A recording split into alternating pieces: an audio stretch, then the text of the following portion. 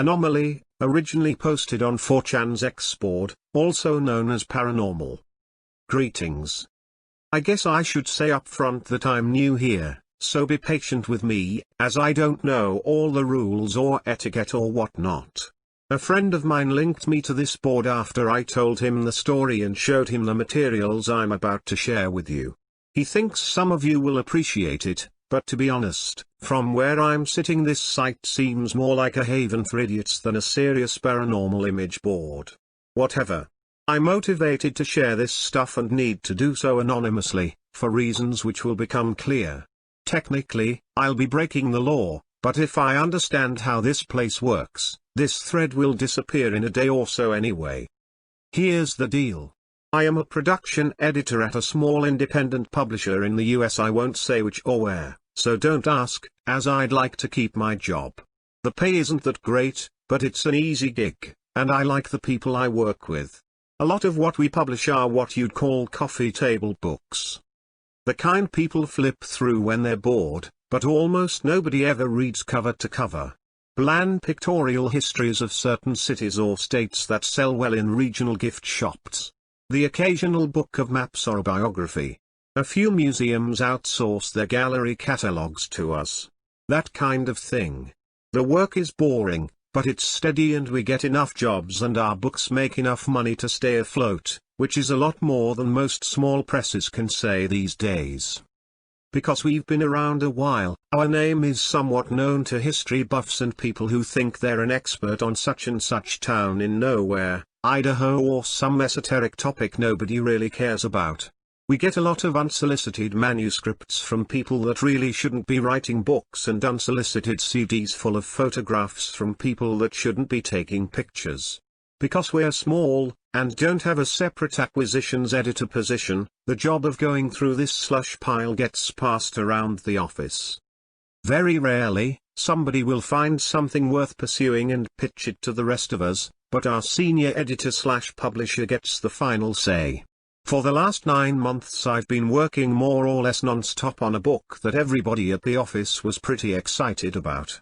Our copy editor found it during his turn with the pile.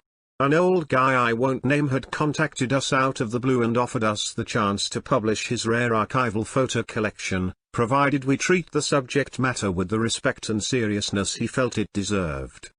To use his term, and what was going to be the book's title, the photos were all anomalies. That is to say, they depicted something out of the ordinary or otherwise inexplicable, something that usually had an equally interesting story to go along with it.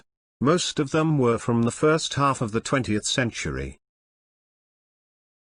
Like I said, it's not the kind of thing we normally publish, but the few samples the guy sent in with his pitch letter were pretty compelling, and once we had seen the rest of them, heard a few of the stories, and realized that none of these pictures were widely known, we knew we had something that would get people's attention.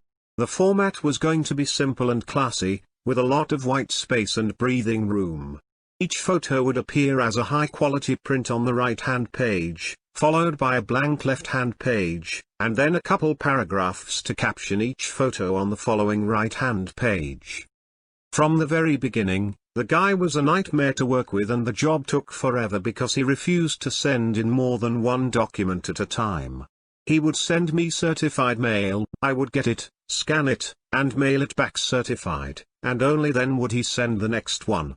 He seemed to think he had an extremely valuable collection and was hugely paranoid about losing it, so he only risked one item at a time. In the end we spent so much money on mailing costs that it would have been cheaper to fly me to where the old guy lived with a scanner and a laptop. We were maybe a third of the way through the production process when this fucking guy pulled the rug out from under us. Somebody had offered him a large sum of money for the photos, way more than we were offering for the book rights, on the condition that the book get shit-canned and the photos stay out of the public eye.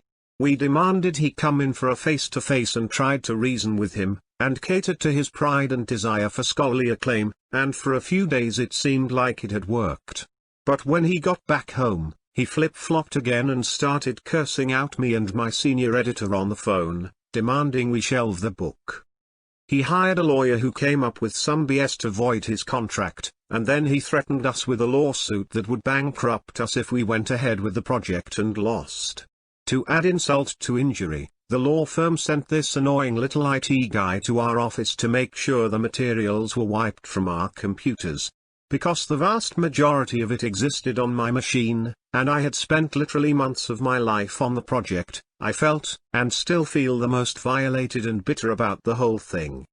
Somebody should benefit from all that work. Hence my reasons for coming here. Unfortunately, I don't have the high-resolution scans I made of the photos, but I did keep working drafts of the original captions and 14 medium res placeholder thumbnails that Quark created as I was laying out the original version of the book. Don't ask me why we're still using Quark. It's what we know and what we paid for a long time ago. I'm not supposed to, but I occasionally take home the working Quark files to tweak on my home machine. The full file, with the full res images embedded, gets way too large and unwieldy to bring home with me. Most of the time I'm just experimenting with fonts and layout options anyway, so I don't embed the images until the end. Anyway, after all this shit went down, I discovered that I had a working file on my home machine of what we had done so far, so I printed to PDF, and then stripped the text and images from that PDF file. You folks will be the beneficiaries of that. Just to be clear, I don't claim anything with regards to the veracity and provenance of these photos. I'm not here to convince you they're real. I'm just putting them out there because I think they deserve to be seen and not hidden in some rich prick's private collection. Photo 1 of 14. The Collinwood Fire.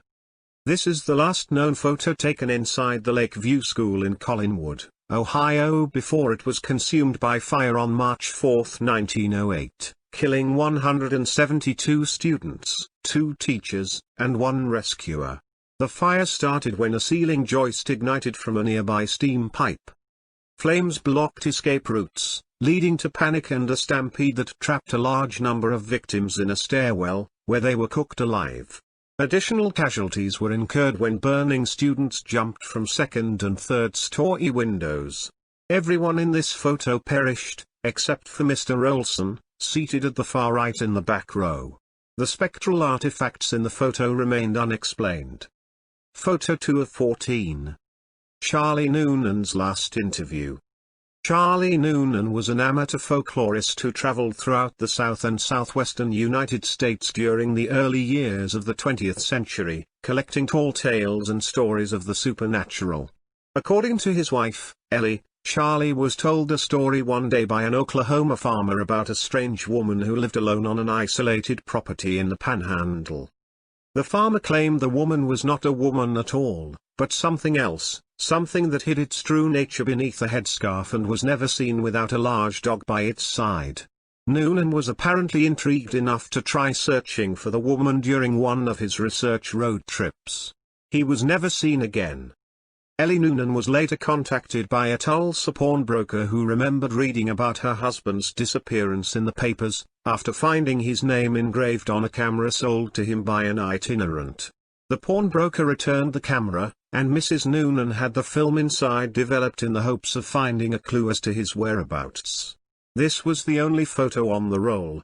Unfortunately, neither the location of the property, nor the name of the farmer who told him the story was recorded in Noonan's notes. Photo 3 of 14. The death of John Ulsted. This prophetically torn photograph depicts a regimental color guard of the Union Army, 1 month before they marched into battle at Antietam, September, 1862. The gentleman on the far right, named John Ulsted, had the right side of his face and right arm blown off by cannon fire at the start of those hostilities. It is unknown exactly when the damage to the photo occurred. Photo 4 of 14. The Axeman of New Orleans. Edouard Martel was an unsuccessful French photographer and inventor who traveled throughout the U.S. during the first 2 decades of the 20th century, trying to drum up interest and investors for a device that added timer and automatic exposure features to Kodak's popular line of folding Brownie cameras. During his travels he took thousands of automated photos to test and refine his invention. Often he would wake up early, set up a hidden camera in an inconspicuous spot on the streets of whatever city he happened to be in, and then walk to a nearby cafe or bar, so that he could capture candid scenes of daily life to remember his travels by. The best of these photos were selected for Martel's one and only gallery show, in Paris, 1924. Unfortunately, Martel died penniless and unknown in 1955, and it was left to his daughter Jeanne to sort through the boxes and boxes of photos he left behind, to see what should be kept and what could be discarded. During this process she came across this photo, taken in New Orleans on the morning of October 28, 1919, a few hours before Martel boarded a steamer ship and returned to France. It turns out that Martel hated motion blurs in his photographs, because he thought they would reflect badly on the speed and accuracy of his lens mechanism. This prejudice made him cast aside and overlook what was probably the most important photo he ever took. What makes this photo so special? The night before it was taken, the notorious and still unidentified serial killer known only as the Axeman of New Orleans had committed his last murder, hacking Mike Pepitone to death in his bedroom and then fleeing the scene just as Pepitone's wife was discovering the body. Could this be him returning to his residence? It's impossible to say, but if it is, the image appears to belie the legend, based on the shaky testimony of Pauline and Mary Bruno, and prevailing prejudice of the time, that only a black man was capable of such savagery. Photo 5 of 14. The Grand Caverns Cryptids. This photo was taken in 1895 by an amateur spelunker/photographer named Orrin Jeffries while exploring an unmapped section of Grand Caverns, in southwestern Virginia. At the time it was taken, Jeffries was conducting photographic experiments, using super long exposures to see if anything at all could be captured in the total absence of light, otherwise known as cave darkness. He would situate himself on level ground, extinguish his lantern, and then open the lens of his homemade box camera for as long as he could stand the darkness. During one of these experiments, he heard something approach from the deeper recesses of the cave. Frightened, Jeffries abandoned his experiment and set off one of the blitz-light flashes he used for taking traditional photos underground. According to the report he later gave to a local newspaper, Jeffries saw 3 humanoid creatures staring at him from the shadows and took off running in the other direction and didn't stop running until he was topside. Several days later, he returned with 3 other men to retrieve his box camera. This is the image that was recorded on the film inside. Photo 6 of 14. The Harlow Twins. 1938, Evergreen Park, Illinois, outside Chicago. Billy and Stevie Harlow were riding in the front seat with their mother Tammy when their Ford sedan collided head-on with a Chrysler. During the collision, the cars spun in such a way as to impact 2 additional vehicles. Tammy Harlow survived, but the boys were ejected through the windshield and killed instantly. A crime scene photographer from the local paper took this shot as a crew of volunteers worked frantically to free John Downing, the driver of the Chrysler. It appears that little Billy and Stevie stuck around to watch. Photo 7 of 14. The Sorensen Tragedy. The Sorensens were a Danish family who immigrated to the United States sometime between 1905 and 1906. They arrived with their eldest child, and as seen on the donkey, and settled on a farmstead in Missouri. 3 more children, Simone, Frick, and Mathilde Center, right, and in the wagon, respectively, soon followed. This photo, taken in 1916, captures all 4 of the children a few weeks before the tragedy. The 3 eldest kids were apparently playing fort in the hay barn and must have fallen asleep. Their father, Nicholas, drove a wooden hay sweep into the pile and dismembered all 3, in locations accurately suggested by the flaw in the photo. Mathilde, the youngest, was inside the house with her mother at the time and not hurt. According to the son of a neighbor later interviewed by the author, the donkey later died in equally hideous fashion by getting its head caught in a barbed wire fence and nearly decapitating itself in the frenzy to get free. This final detail could not be corroborated. Photo 8 of 14. The Spectre of Viola Peters. Viola Peters was a well-born spinster who lived alone in the small rural town of McKaysville, Georgia. She was much loved in her community for her charitable contributions to the Baptist Church, the soup kitchen, and the local orphanage, especially during the Depression, when those institutions subsisted almost entirely on her largesse. In July 1935, Viola was brutally raped and murdered by a drifter named Tom Cullen, who had worked briefly at the nearby copper refinery. Cullen proceeded to stay on in Viola's house and savage her corpse for an additional 17 days before he was caught and captured. A posse of enraged locals stormed the county jail, took Cullen, and lynched him from the old bridge over the Toccoa River. This photo was taken by Garrett Killian, a witness to the lynching, and caused quite a stir when it was published a few days later in the Atlanta Constitution. To most, it suggested that Viola's spirit achieved some measure of peace by attending her killer's execution, but some twisted minds saw in her forlorn countenance a longing to get one last look at her one and only lover. Photo 9 of 14. The Ghost of Sarah Eustace. Danvers State Hospital, formerly Danvers State Lunatic Asylum, was a Kirkbride-style psychiatric hospital built in 1874 on what was then an isolated site in rural Massachusetts. Like all Kirkbride asylums, it was famous for its Gothic architecture and its use of now outdated medical techniques to treat insanity. Danvers is often cited as the birthplace of the prefrontal lobotomy. Danvers has several other claims to fame. It was the inspiration for the fictional Arkham Sanatorium that appeared in several stories by H.P. Lovecraft and which, in turn, inspired the Arkham Asylum in the fictional Batman universe. It was also where the cult horror film Session 9 was filmed. That film put the vast network of tunnels beneath Danvers to good cinematic effect. It's no accident the filmmakers chose to use the tunnels, as rumors of their haunting had dogged Danvers for over 100 years. The most famous story concerns Sarah Eustace, a patient who escaped her ward in 1955 and snuck into the tunnel system. Despite multiple searches, and a week-long lockdown of the asylum, Sarah was never seen again.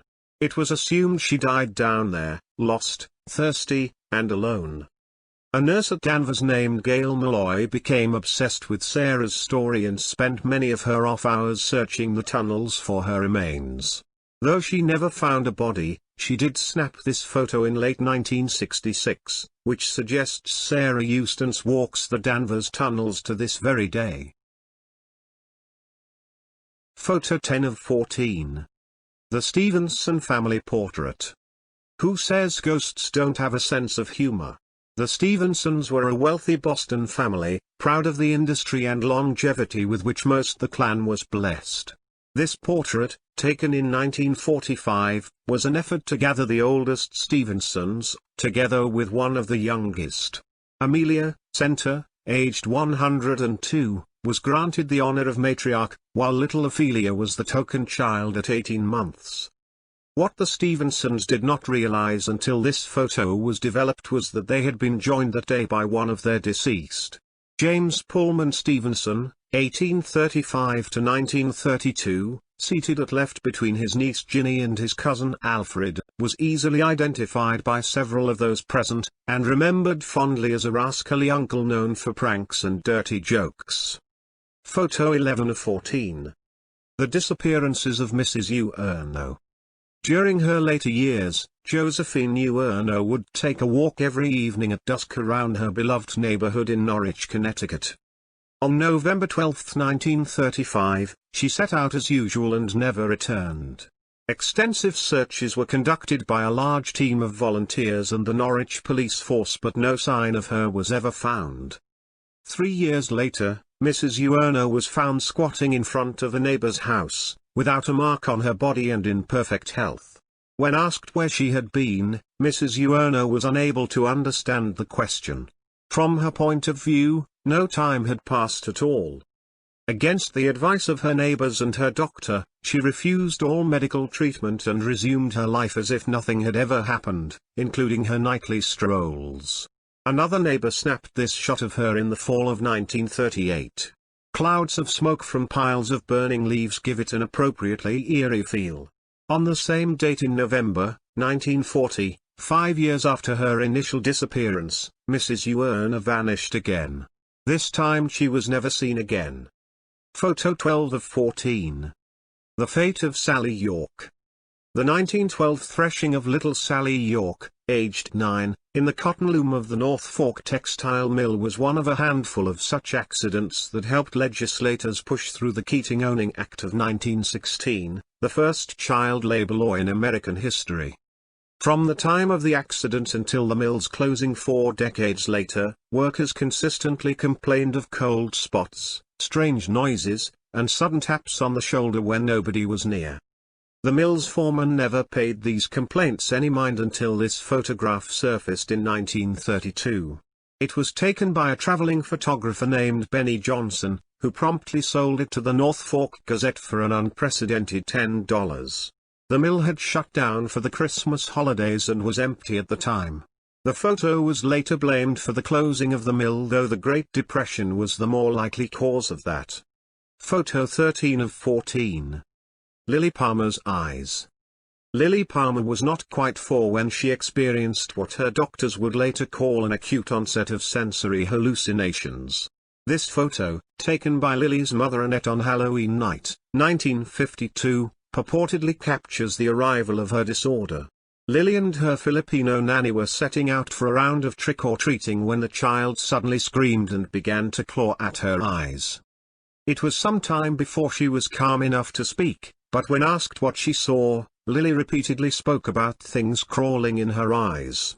Several days later, while unsupervised in her bedroom, Lily punctured both of her eyes with one of her mother's knitting needles. After receiving medical treatment, she was evaluated and committed, and remained institutionalized for the rest of her life, first at Bellevue, on the east side of Manhattan, and later at the Rockland Psychiatric Center in Orangeburg, where she remained until she died of heart attack in March 2001. A call to one of her former caregivers at Rockland confirmed that Lily's episodes were most traumatic on and around Halloween night, but for the majority of her life she could be heard begging and pleading with the staff to help her get these things out of her eyes. Photo 14 of 14. The Trinity Deception. This is one of several famous photographs taken of the first ever nuclear detonation. Conducted by the U.S. Army on July 16, 1945, in the White Sands Proving Ground, located in the Hernado del Muerto Desert, about 35 miles southeast of Socorro, New Mexico, the setting off of this implosion-design plutonium device, the same method used in the Fat Man device dropped on Nagasaki, ushered in the atomic age and the eventual arms race between the United States and Russia. Only a handful of people were aware that this photo was cropped before it was ever released to the public, and they are all now dead. One of them was the original photographer, who gave the author a copy of the original on the condition that it be kept out of the public eye until such a time that the citizens of the world could handle the ramifications of what it depicts.